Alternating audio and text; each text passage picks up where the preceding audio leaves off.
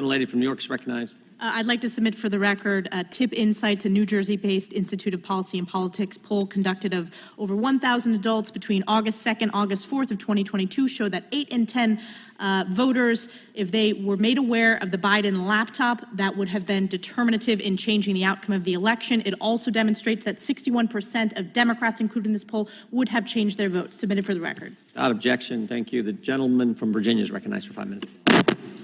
Thank you, Mr. Chairman. I've been in this Congress 15 years, and I never thought we'd descend to this level of Orwellian dystopia.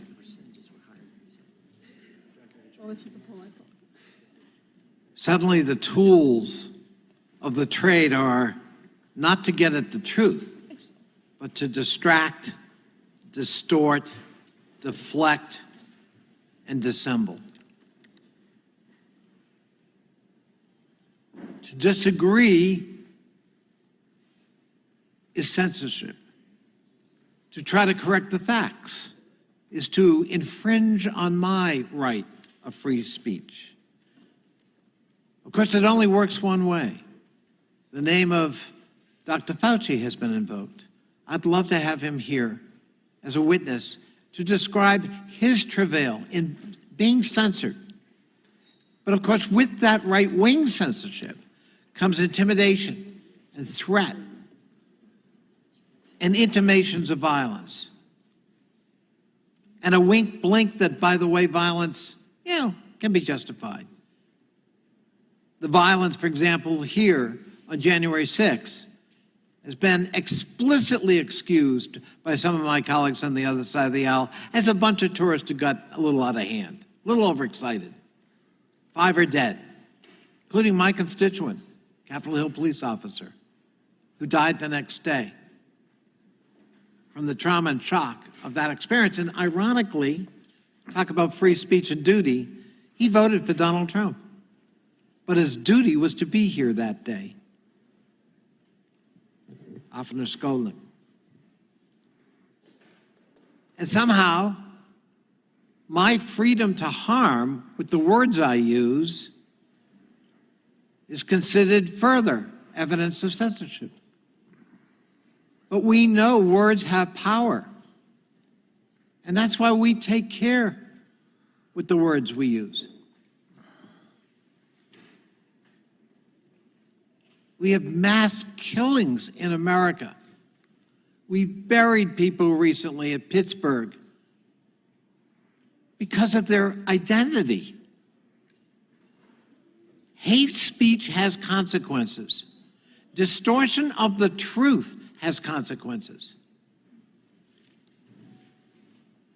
It's not censorship to try to correct that record. Vaccination denial would have cost millions of more lives in America. 1.1 million fellow Americans are dead today because of the pandemic. And millions are saved because of a vaccine that was developed in record time. And we ought to be celebrating that, not caviling about it. Protective measures were taken to take down disinformation about vaccines and about the nature of the virus and about protective measures we could take, including masks, including social distancing. It was not big brother government trying to exercise its will on an innocent population. It was public health measures to protect lives.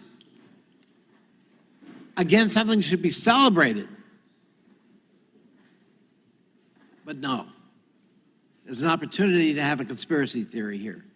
There's an opportunity to make political points. And no matter what you may think, Mr. Kennedy, and I revere your name, you're not here to propound your case for censorship. You are here for cynical reasons to be used politically by that side of the aisle to embarrass the current president of the United States, and you're an enabler in that effort today. And it brings shame on a storied name that I revere. I began my political interest with your father. And it makes me profoundly sad to see where we have descended today in this hearing. I yield the balance of my time to Mr. Goldman.